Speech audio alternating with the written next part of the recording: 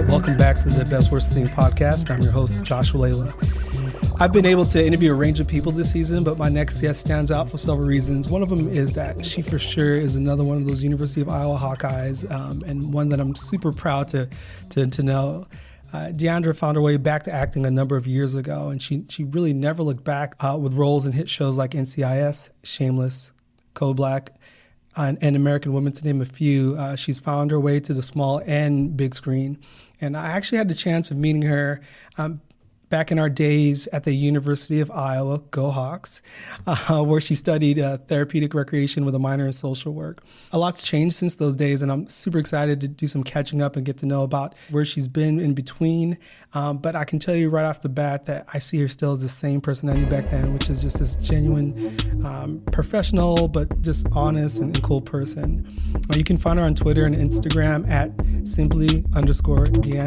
Going one way is a two-way. It's the hard days that bring me back to love. Going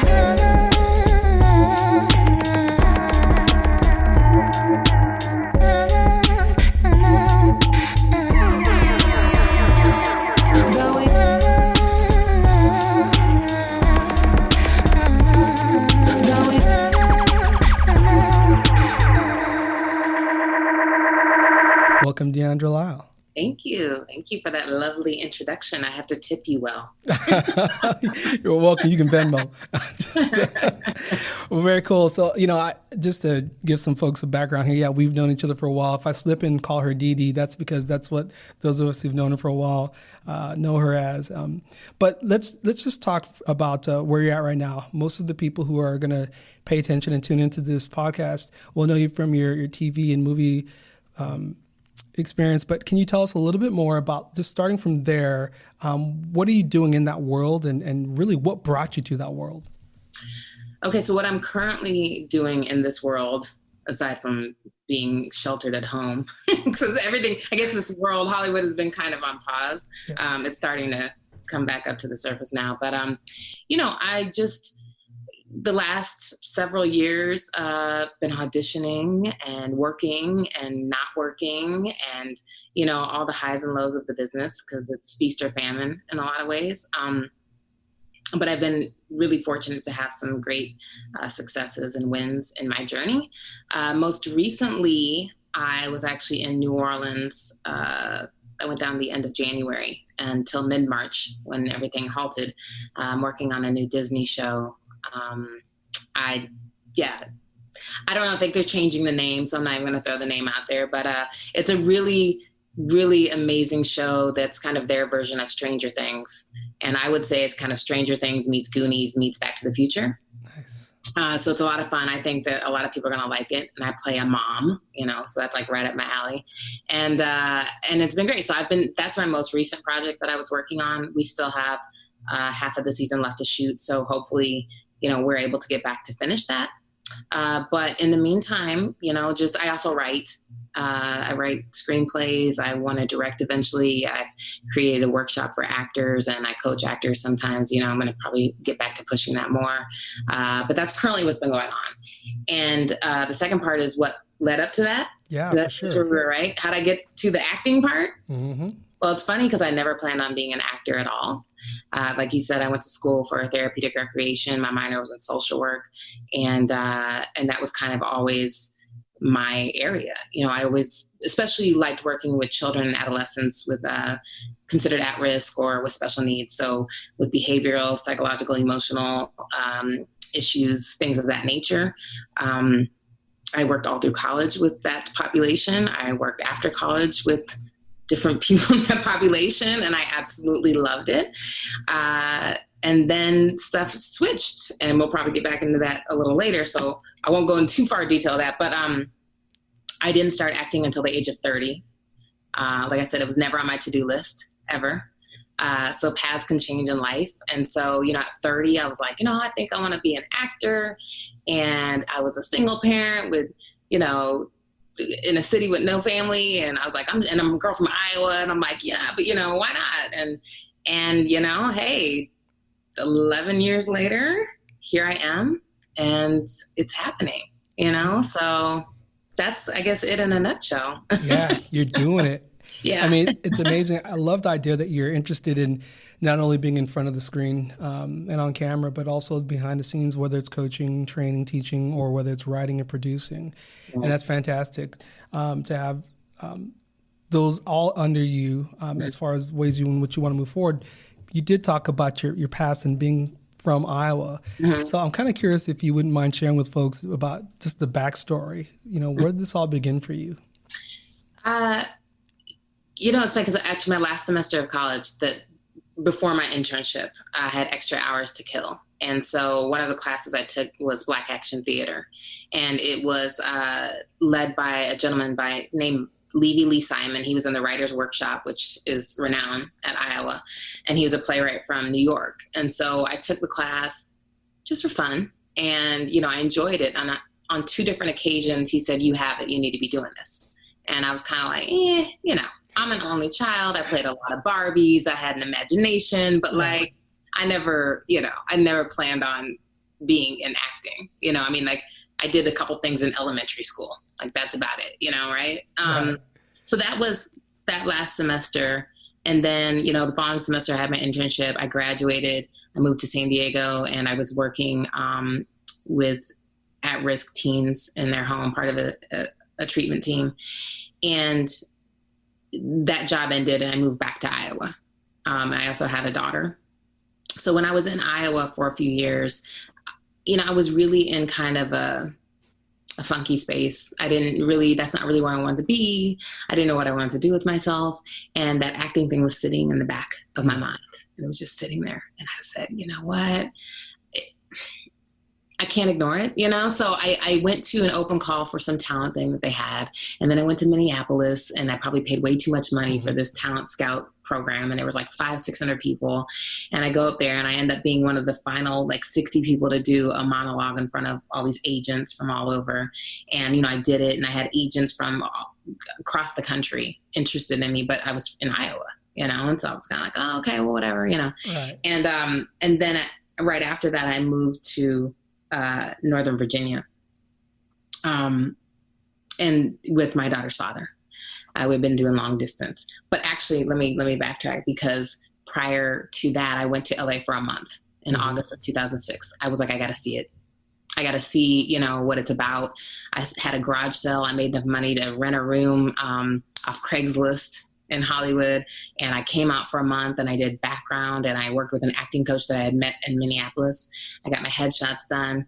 And I just remember being there I could do this. I was a background on Scrubs, and I'm watching Donald Faison and Zach Braff, and I'm like, I could do this, and I was on another show, and they were like, yeah, you having fun? I said, yeah, but I want to be in front of the camera.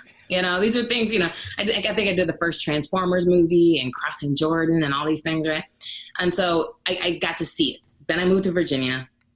That didn't last very long. We decided to part ways, and I moved to Chicago. And there I started working as a rec therapist at a psych hospital. I worked with children through adults, and I loved it. And then I found out about Second City, which is, the original is in Chicago. Okay, so that's the grand poobah of Second City. And for those listening that don't really know what Second City is, I didn't know what it was.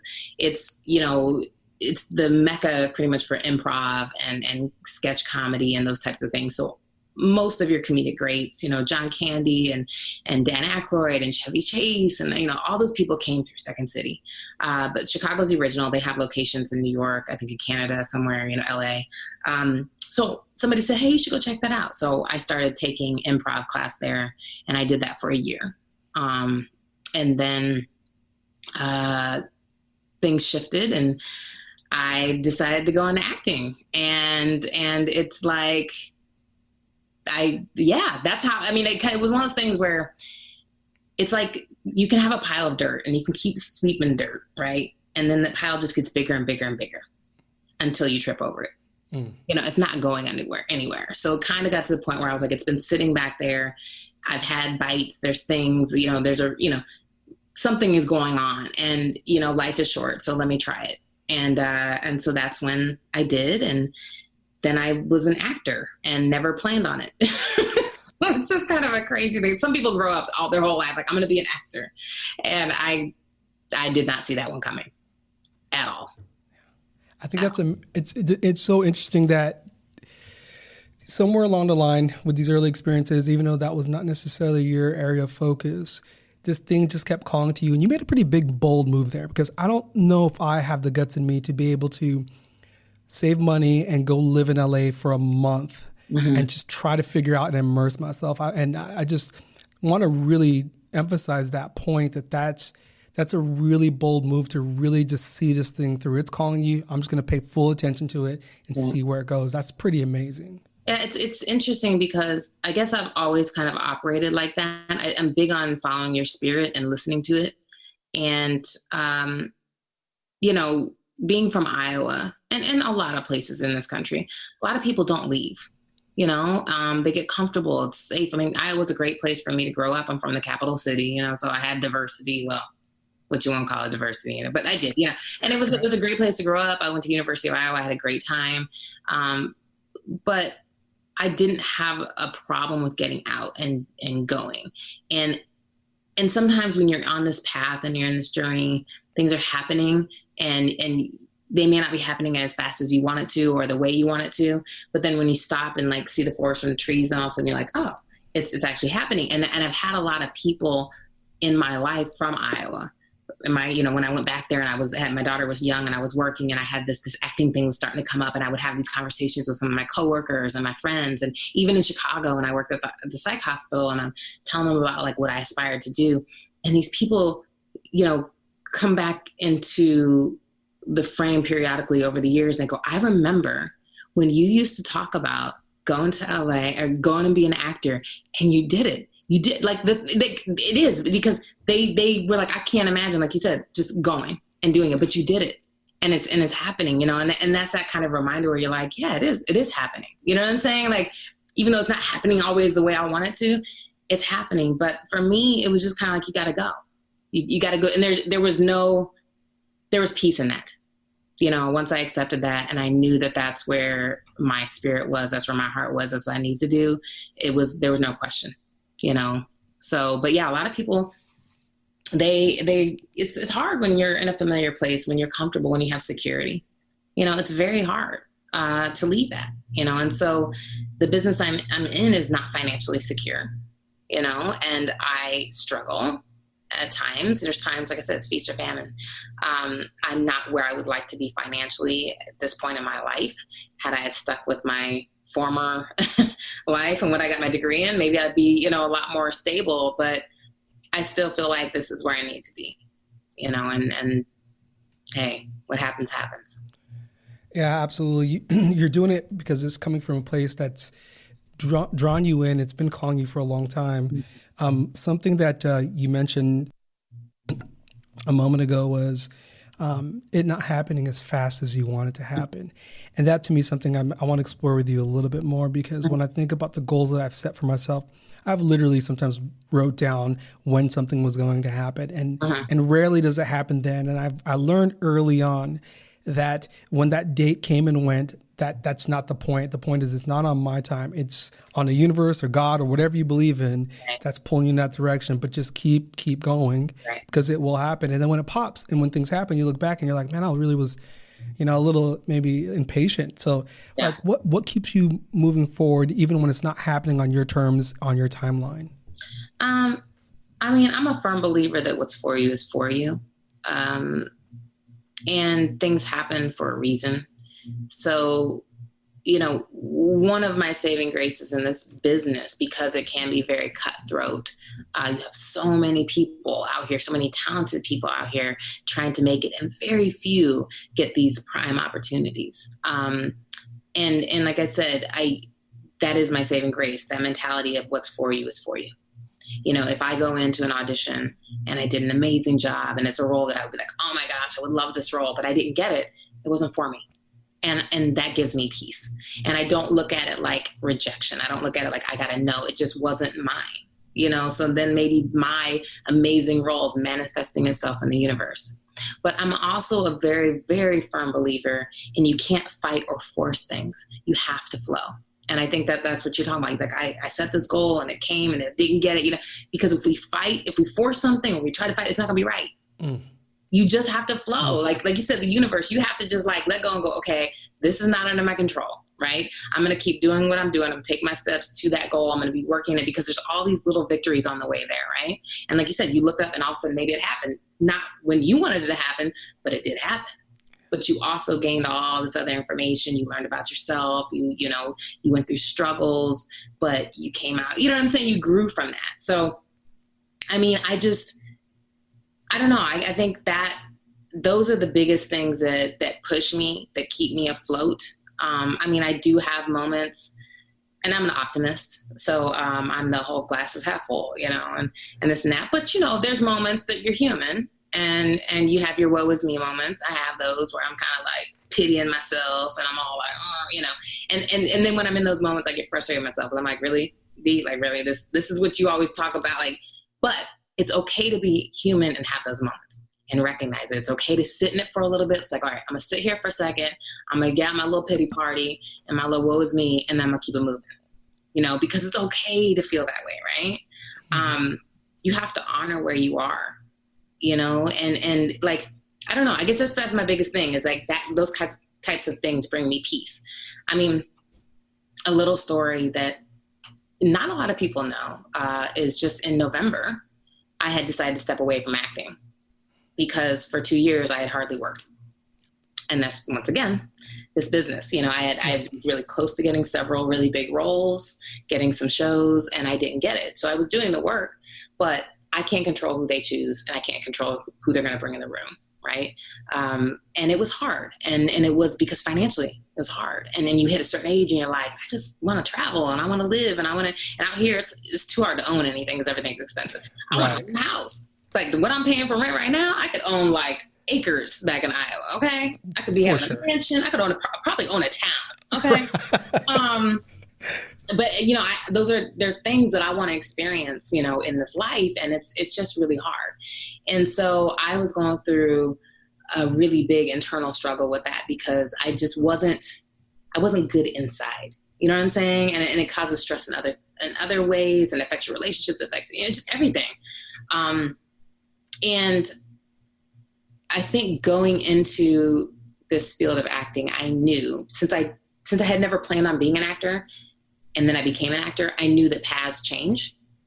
And I knew coming in that 5-10 years from when I started, I may not be acting because I never planned on being an actor. Right. So I kind of already knew that.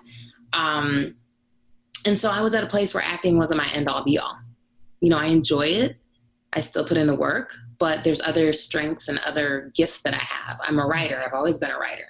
I thought I was going to go into journalism and those types of things. And then that changed. But I want to direct, and there's other things that excite me. And then I was like, but with acting, I wasn't having fun anymore, and it was like, what's the point? I don't want to do it just to do it. And like I said, if I'm not good in here, I'm not going to be good, out there. So I actually sat down with my agents, with my managers, and I told them I have to step away. I wasn't quitting, but I had to break away because I kind of I felt like I had an artistic block as well. There was just stuff wasn't as raw, and it was just like, I just needed to get healed in here. Mm-hmm. And I'm very fortunate that I have an amazing team that is very supportive. And they said, we love you and take all the time you need. And I was like, I'm going to cut my hair because I was having hair issues. I'm cutting it off. And they're like, okay, it's fine. And I got a whole bunch of white hair anyways. And that was already a thing. I'm like, I'm not coloring my hair no more because I can't play 20 anyways. I can't hardly play my true age. Like, it's fine, because this business is funny because they're like, oh, if they see white hair, they're going to think, and I'm like, whatever. There's, you know what I'm saying? Like, I want to age gracefully. I don't want this business to dictate that you have to be a stick or you have to, whatever. So, I made that decision and I had peace with it. I was at peace with my decision, because I needed to. And it's funny because a month later, we had decided collectively that I could pass on anything. Like they would send me maybe auditions, like really focus on big roles. And if I wanted to pass, I could, no questions asked, which you don't get that freedom a lot as an actor with your reps. Usually they're like, oh, you don't want to go out? Oh, okay, we're not going to be sending you out. But they gave me that. So that took that burden off of me, right? And so an audition came through. And the only reason I went in was because I loved the casting directors. And I hadn't seen them in 3 years. Okay. And I said, I'm only going in because I love them. And then lo and behold, I booked it. And then that took me to New Orleans. And that's the biggest role I've had yet. Yeah. Right when I said, I'm taking a break. and nothing, hardly anything for 2 years. And I was like, psh. But once again, try not to fight or force anything. You have to flow. I honored where I was. I acknowledged where I was. I was at peace with where I was. And I just let go. And then all of a sudden the universe was like, oh, I'm sorry. No, you're not taking a break. Here, I'm going to give you this. You know what I'm saying? So it's just funny how that can happen. I don't know. I probably got off topic, but like. No, you didn't. You were spot on. And let me tell you, I'm just thinking about listening to your words and thinking about so many other facets of life. I think about forcing the wrong relationship, right? Mm-hmm. I need this relationship to work out. I need to have this thing happen. And you've tried to force it to happen and the wrong thing happens. And I think there's plenty of people who are listening to this at any stage in life. Fight or force. It's anything in life you can apply that to. And that's I tell that to all my friends. It's kind of like my mantra. It's my little quote. You can't fight or force things. You have to flow. Yes. And that's absolutely right. You can't fight or force things. You have to flow. You have to. That's amazing. I also love the idea that you really stayed in tune with where you were at that time and making decisions based on the realness, the authenticity that you have versus what you're supposed to be doing is incredible. And then something just popped, something just opened up for you, which is just, to me, that's just, I've experienced it. I've seen it time and time again. I've seen it around me. And it's just an amazing, every time I hear it, it's like seeing a magic trick for the same time, every single time. It's just amazing. It's when you relinquish the control. That's the saying, control the things that you can, but you can't stress about things you can't control things that are out of your control, right? Mm-hmm. It's not possible. I can't control what that other person does. I can't control what my daughter does. I can sit here and, try to instill things, but I can't control her, right? Absolutely. So why of course I still get stressed. That's probably not the best example because I still get stressed if she's not doing what I want her to do, right? But, if it's something you have no control over, why give it energy? And it's the same thing. Like if you really, really want something and you're giving energy, or if you really, really don't want something or you're scared of something, you're still giving it energy. Like it's kind of a funky little thing, right? Yeah. But if you just kind of like flow, there was something I posted on my social media, like a little meme or whatever. And it said, what you focus on will grow. And I was like, yo, that's heavy because that's like I said, that's for both sides. So positive and negative. You're still feeding it, right? Mm-hmm. So really how you decide to think and where you decide to put that energy is what's going to grow.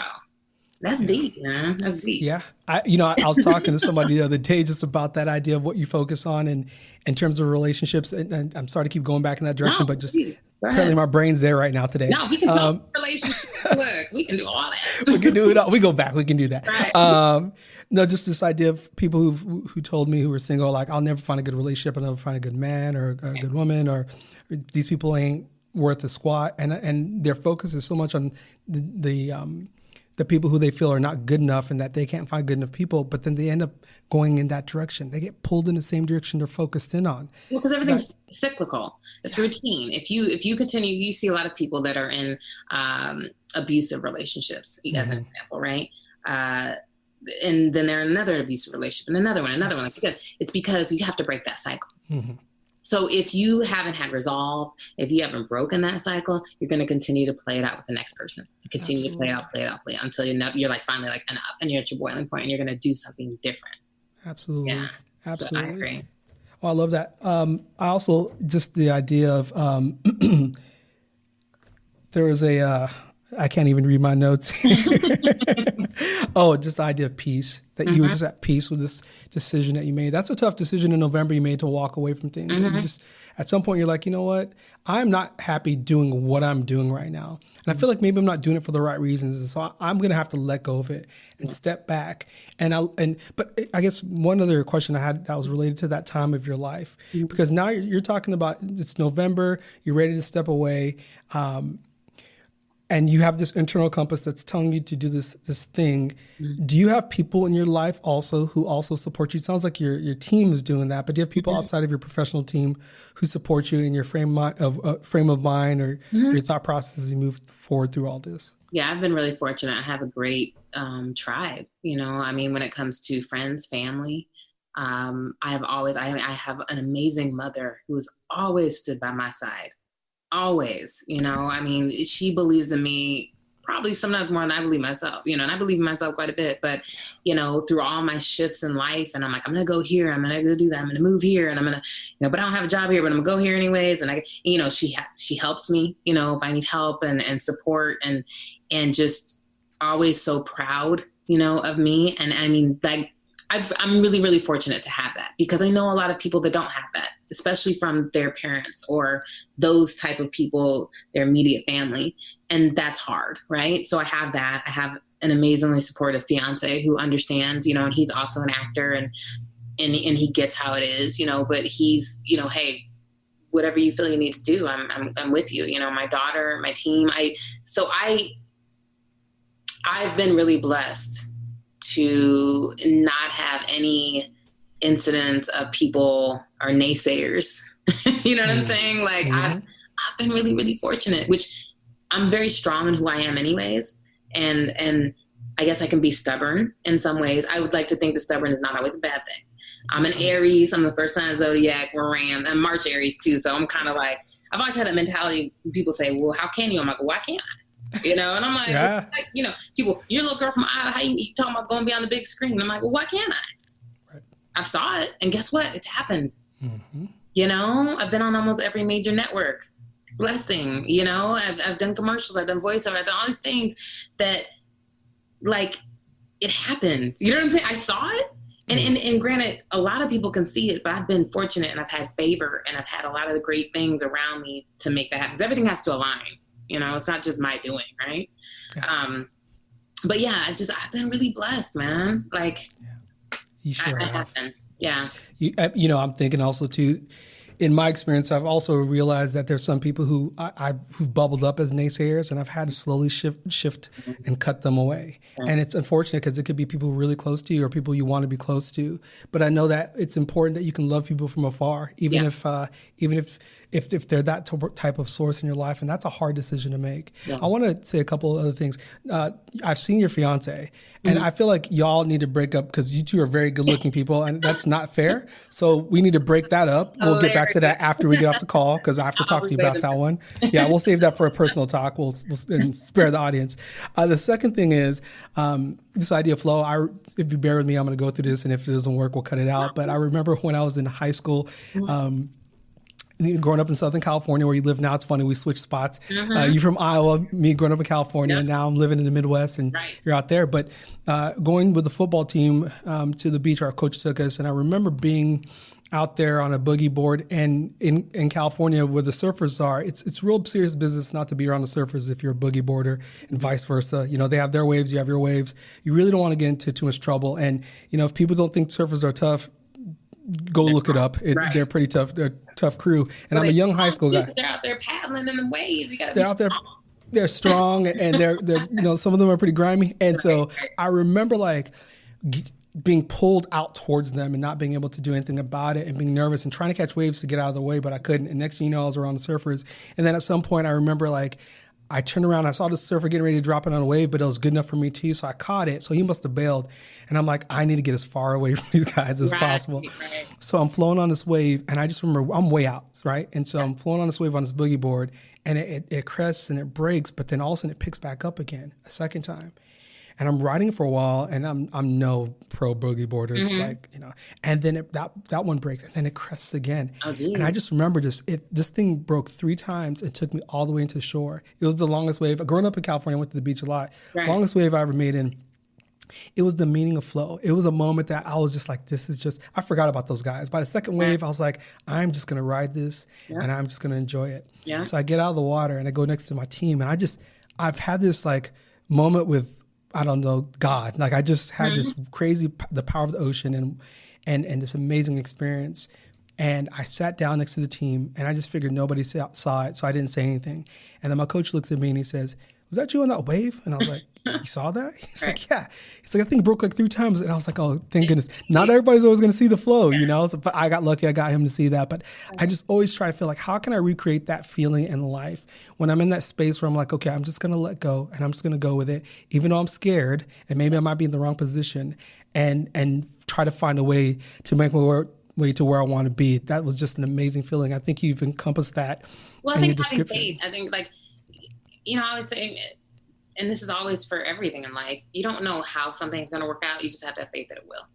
Yes. You know, like, absolutely. I don't know what's going to happen, but like, if you're going through a hard time, you know, we usually get through them most times, right? The hardest part is just when you're in it and you're going through it. That's the toughest part. You know you're going to get through it, but man, when you're in it, you're like, it sucks, right? You know, but it's just, having faith, not knowing how it's going to happen, but knowing that it will. Absolutely. That's important. Well, on that note, we're going to take a short break, and then we'll come back with the big question.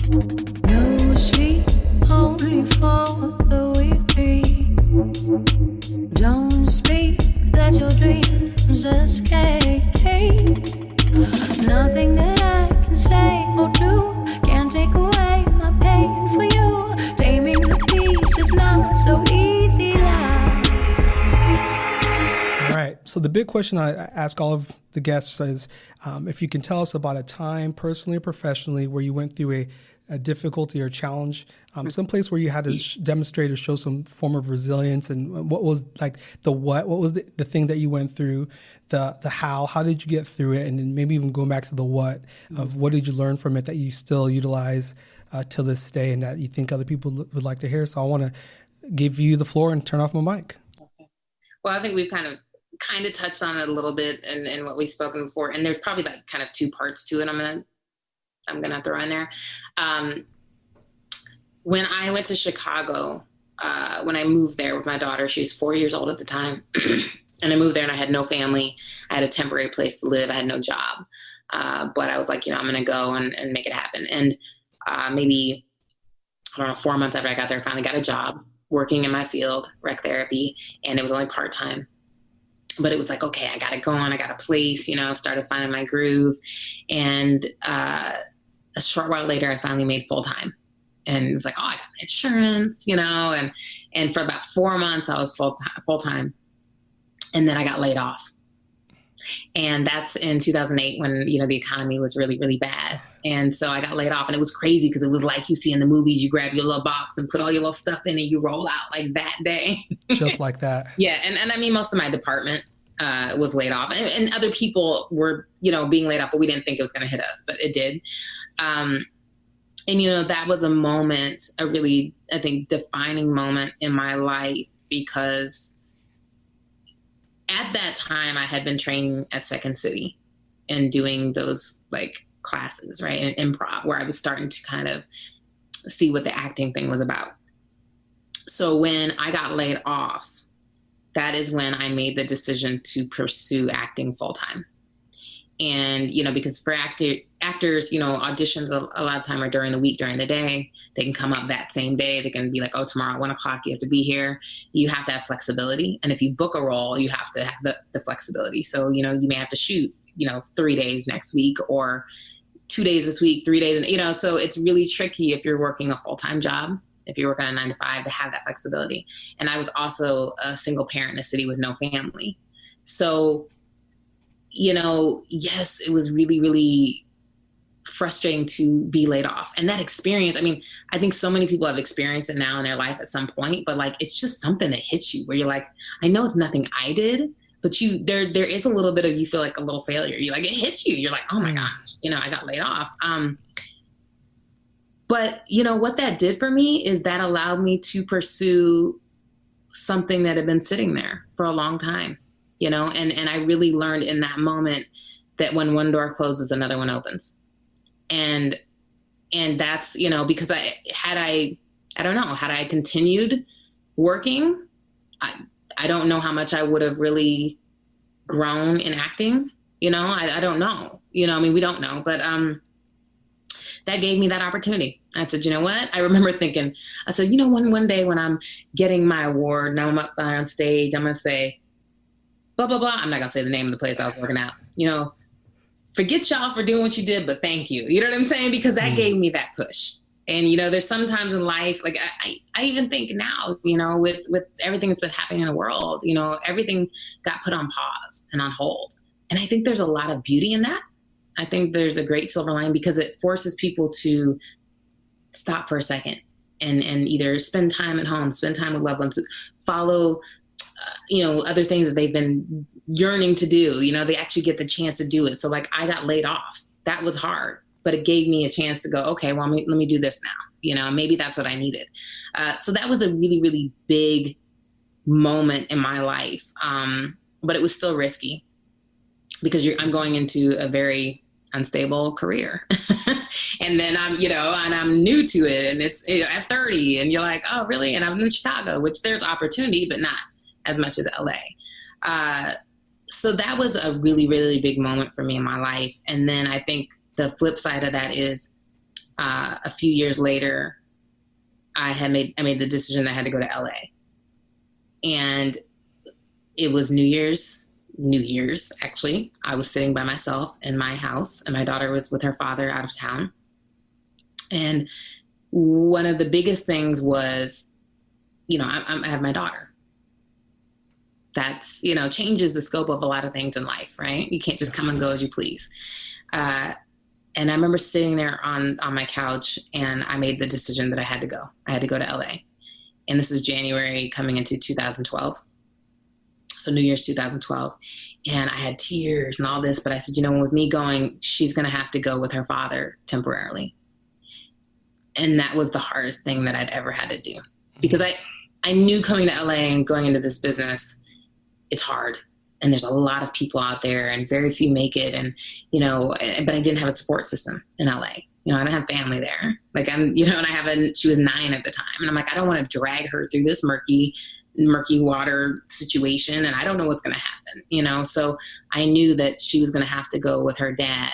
And I, as a parent, and especially with a mother and daughter, I never wanted to be without her. I never want to miss a day in her life. I don't want her to feel that I wasn't there for her. I don't want people on the outside thinking, oh, what kind of mom are you? All these types of things.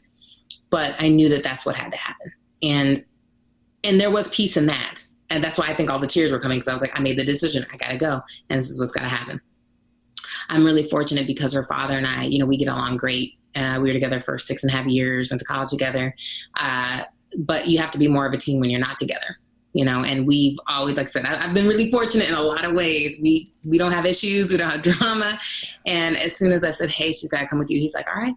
Even my mom was like, she can come with me. So, to have that and know that's fine. So that was New Year's. By July, I moved to LA, and it was only going to be 1 year that I was without her, but it ended up being 2, just because I needed to get, things settled. And then I brought her back out with me. But, that was another, I think, big defining moment for me and putting that trust into the universe. And even when I brought her out to rejoin me, I wasn't where I need to be. It was kind of like I had been doing background, and background is great. It gave me experience. I joined the union. I was getting great money, but I was also working 12+ hour days, 5 days a week. And I was like, I'm not going to sacrifice my kid for this business. So I stopped as soon as I brought her out, but I didn't really have my agent yet. I didn't have anything else. And I remember people saying, well, what are you going to do? Like, how you need to get the money. I'm like, I don't know. Once again, going back to what we talked about earlier, I don't know how it's going to work out, but it's got to work out. I just know that I can't be gone this long and I have a kid out here. And within a month of me bringing her out and me stopping background, I booked a commercial. I booked a voiceover. I got a voiceover agent as a result without a demo reel. And within a couple months, I booked my first guest star. And within that year, I booked like 4 or 5 guest stars. And it's doing that trust fall to the universe. Oh. It really is. And there's been few moments in my life where that's happened, where you just kind of I don't know, I give up the control, and then instantly it turns, right? I'm kind of rambling now, but those are things, like I said, I think that big moment of being laid off forced me into following that path of acting. And that was big. And like I said, I'm a little girl from Iowa. I was 30. I was a single parent in a city with no family, going to another place with no family, no support system, no job, temporary place to stay. When I moved to LA, my temporary place fell through on the drive out. There's all these things that happen, right? But it's just kind of like, well, it's part of my story. I'm writing my story, and you get through it, and it makes you tougher, and it makes you stronger, and you just got to go with it, man. So, yeah, like I said, I'm kind of rambling, but Oh, I don't think you're rambling. I don't know if I really answered the question again. You did. I But, think you're flowing. That's how I would say it. Yeah, I love to share. You know, a lot of people paint. There's a lot of smoke and mirrors in life, especially with social media, right? So you can paint your narrative any way you want. So if you're only posting positive things, and you're only posting your successes, and you're only posting these things, a lot of times people are on the outside and go, oh my gosh, you know, their life is perfect. They have a house, they have a great car, they have a beautiful relationship, they got, you know, blah, blah, blah. But it may not be that way. Or you have some people on the flip side that are going to post all the negative things and always complaining about things and what was me and I lost my job and I did, you know, and whatever. And that's fine. You know, I tend to post uplifting things that's just like, or things that make me laugh or things, but I'm also, you know, things that are real and things that, you know,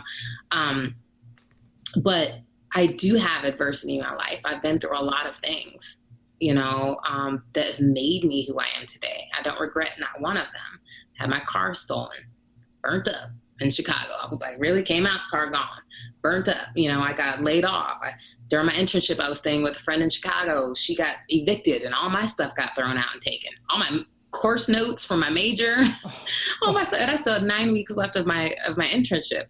And it's like, what? You know, and, you know, there's just so many things. My clothes were stolen from the laundromat. I'm like, really? Like at that point, I was kind of like, well, I guess I might need them more than I did, you know? So there's all these things, but they shape you. And I do, not that I always dwell on those things. You look back and you kind of laugh on it, right? But I do like sharing those challenges in my life or, you know, my journey with people, because if it can help inspire somebody else or help somebody in their journey, then I've done my job.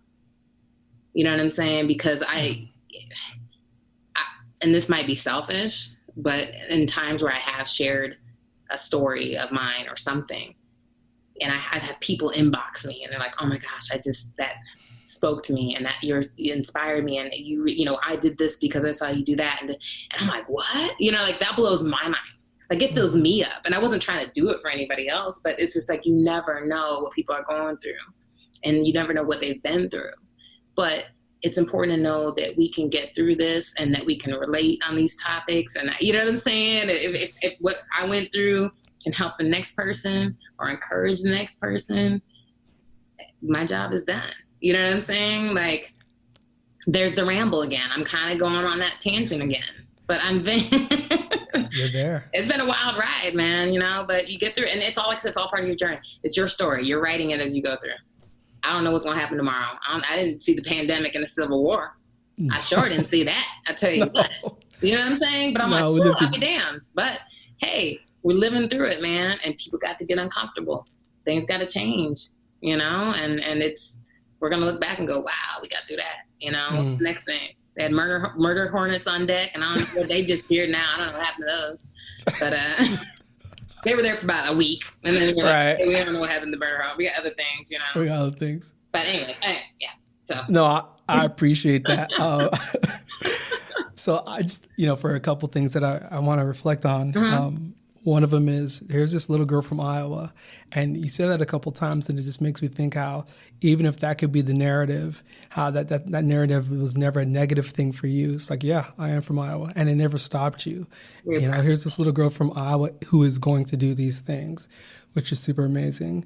At least that's how I'm interpreting it. The second thing is this personal sacrifice. I mean, I know that must have been one of the hardest things we'll get offline and talk about my experience with that, but I've had to make tough family sacrifices knowing that the long-term future for my son would be good. It doesn't make it any easier, but it's the pain that we're willing to endure and the price we're willing to pay for at least an attempt at something more overall and a fuller life for them and for you. And so I think that that's something that a lot of people can connect to. But finally, I want to say that that your message when this podcast goes out is clearly going to be very timely, because there are a lot of people who are going through that exact same experience that you're going through. That was 2008. Now it's 2020, 12 years later. And because of the pandemic and so many other things, people are going to have to find a way to repurpose their lives and bounce back. And so I do hope that they take a real close listen to this, maybe listen to it twice or 3 times, and figure out what jewels they can take away that can help them continue to show up, be stubborn. Yeah. Right? Be stubborn and persist all the way through.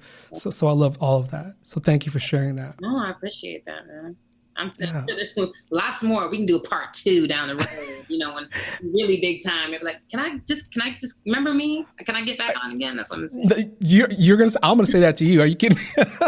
I'm just glad that you showed up for this one, and I'm really, really happy. I know that you and I are going to continue to chat offline, but just thank you for being here. And again, you can find Dee or Deandra Lyle at simply_Deandra on Twitter and Instagram. Definitely check her out. I know that we're looking forward to seeing you on Disney on your new show once that things get back to on track. We're super excited about that. I'm super excited to continue to be one of your fans rooting you on. Thank you so much. Thank you. All right, take it.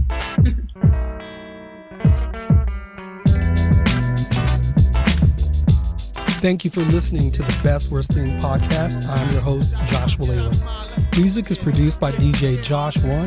You can follow him at Boom Note on Instagram and Twitter, and Josh One on Spotify. The Best Worst Thing podcast is edited by Cool Jets Audio and Visual. You can find them at Cool Jets AV on Instagram. Our marketing is designed by Francesca Daniels. You can find her at FrankandKitty24 on Instagram. And our overall design is by Inspired Design with Ryan Daniels. You can find them at getinspired.design on Instagram. Please download us from iTunes, Spotify, or your favorite platform. And remember to share us with your friends, especially those people you think really need us in their life. Don't forget to give us a 5-star review. Thank you for listening to The Best Worst Thing. The cool Cali kid from the boondocks. Bounce to your hood like chocolate with a crime on. Independent thing to play a beat, I get my rhyme on. So when I strut on a path to perfection, city to your borough, to your town, to your streets. Keep your party live, Josh One. Got beats out of nature, Grazer, Oakland, strays to Asia. Hits like Fraser, force of Fantasia. Move through your